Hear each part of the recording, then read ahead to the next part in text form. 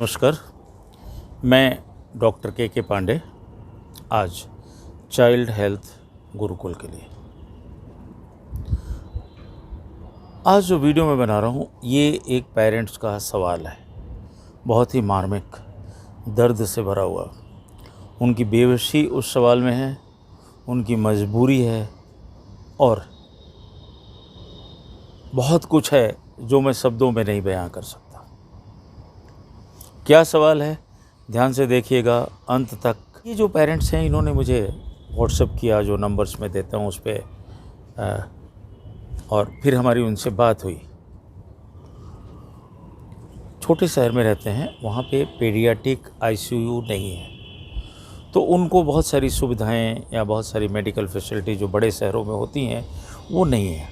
तो बच्चों की आईसीयू न होने की वजह से इंटेंसिविस्ट नहीं है, पीडियाट्रिक एंडोक्राइनोलॉजिस्ट वगैरह नहीं है, जिस वजह से इनको इस तरह की दिक्कतें आई हैं। मैं जो बताना चाहूँगा कि क्या इनके बच्चे को क्या हुआ था। ये एक बीमारी होती है जिसको बोलते हैं T1D। क्या होती है मैं आगे आपको बताऊंगा। इसमें ख़ास बात ये होती है कि अपने देश में करीब 1.5-2 लाख बच्चे इसमें रजिस्टर्ड हैं। अपने यहाँ ऐसा कोई सिस्टम अभी तक नहीं है जिसमें ये रिकॉर्ड्स बढ़िया से रखे गए हों। हाँ, यूके में जो भारतीय लोग हैं उनको एक माध्यम बना करके और परसेंटेज खोजा गया, तो ये पाया गया कि हिंदुस्तान में जो अभी आबादी है हिंदुस्तान की, उसके हिसाब से 7 से 8 लाख बच्चे इस बीमारी से ग्रसित होने चाहिए। लेकिन अभी तक जो भी रिकॉर्ड्स में आया है वो 1.5-2 लाख से भी 2 लाख भी कंप्लीट नहीं हुए। मेरा ये वीडियो बनाने का पर्पज़ एक ख़ास है। पहली बात, ये बीमारी ऐसी नहीं है जिसको कि आप रोक पाएँ। जेनेटिक होती है, वातावरण के बहुत सारे फैक्टर्स होते हैं जिसकी वजह से होती है।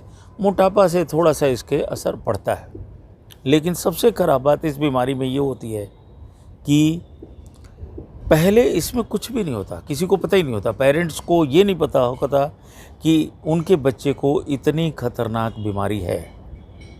इसको बोलते हैं टाइप 1 डायबिटीज़।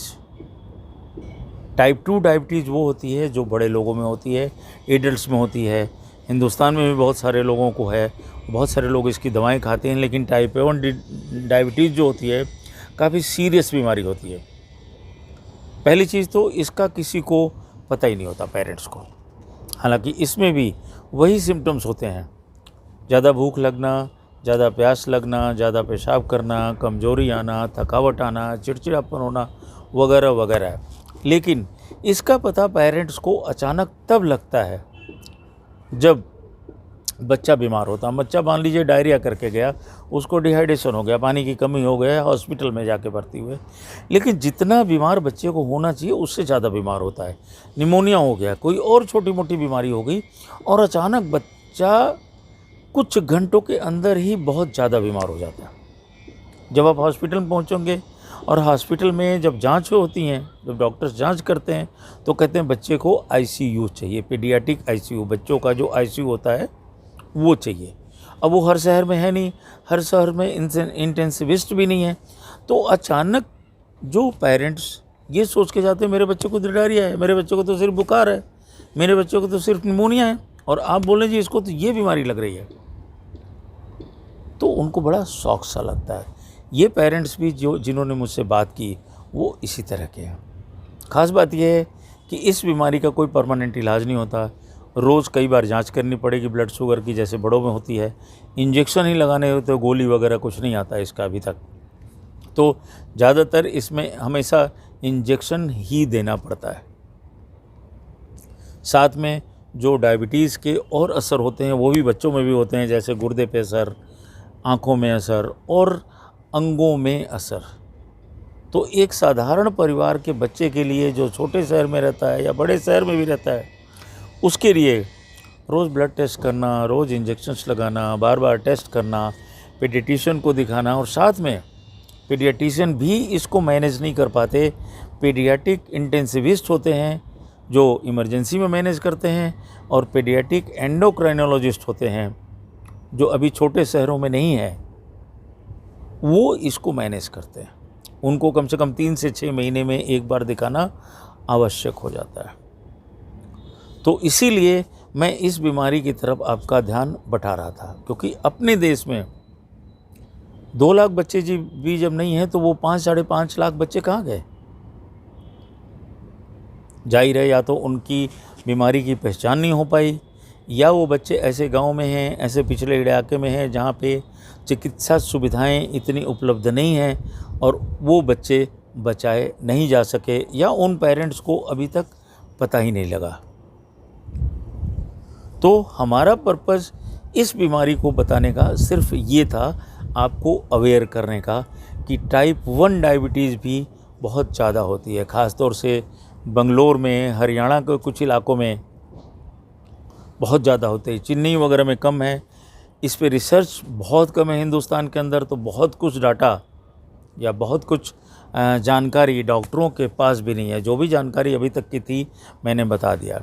अब उनका सवाल जो था वो मैं बताना चाहूँगा। उनका सवाल क्या था? उनका सवाल था, डॉक्टर साहब मेरा एक बच्चा है और इसको ये बीमारी हो गई। अब इसमें रोज़ सुई लगवाना, रोज़ टेस्ट कराना, रोज़ जांच कराना, बड़े बड़े शहरों में जाके सब कुछ करना, ये हमारे बस की बात नहीं है। उनका सवाल सिर्फ ये था कि क्या वे दूसरा बच्चा पैदा करें माँ बाप का। सोचिए कितना मार्मिक सवाल है। एक बच्चा बीमार है, ऐसी बीमारी है, दूसरे बच्चे के लिए ऐसा सवाल है। इसीलिए मैंने ये वीडियो बना के उनको समझाना चाहा, आप सभी को अवेयर करने की छोटी सी कोशिश की है। ऐसा कोई डाटा नहीं है जो ये क्लियरली बता सके कि कितना % चांस है दूसरे बच्चे को होगा, नहीं होगा, क्या होगा। कुछ टेस्ट होते हैं लेकिन वो उतने रिलायबल नहीं हैं। हाँ, एक चीज़ ज़रूर है कि जो रिसर्च में अभी तक पाया गया है और बच्चों को देख करके ये पाया गया है कि 10% बच्चे, सिर्फ 10% बच्चों में जिनके दूसरे भाई बहन को ये बीमारी है, ये बीमारी होने का खतरा रहता है। ये एक अनुमान है अभी तक जितनी जानकारी मेडिकल साइंस को है उसके हिसाब से, और ये प्रामाणिक जानकारी है। आगे जो कुछ जानकारी आएगी हम साझा करेंगे आपसे। अपना ध्यान रखें। इस जानकारी को लोगों को भी अपने दोस्तों में शेयर करें और लोगों में शेयर करें। सब्सक्राइब करें इस चैनल को। Thank you very much.